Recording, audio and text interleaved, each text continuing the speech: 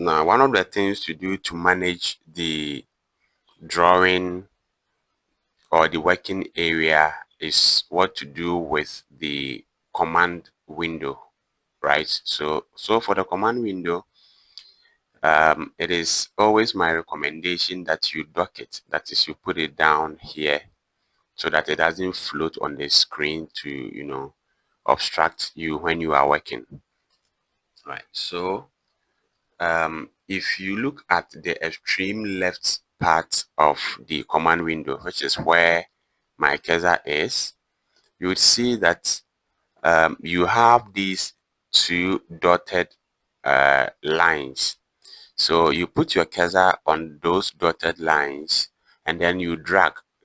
Basically what that is you hold down the left mouse button and then you move. You see that the command window will move along with the motion of the mouse.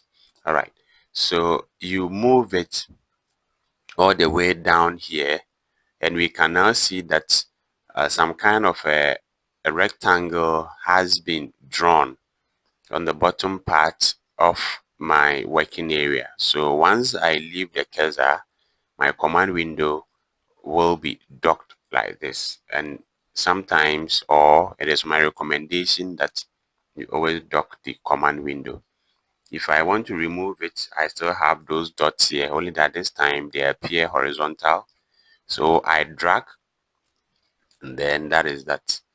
Now you can close the command window, which I don't recommend you do. So by clicking on this, you can close it. And then yes. Now, if you mistakenly close it and you want to get it back, you hold down the control key and then you hit 9 on your keyboard. So control 9 will bring it back. So that is control 9 and that will bring it back. And then I dock it like this.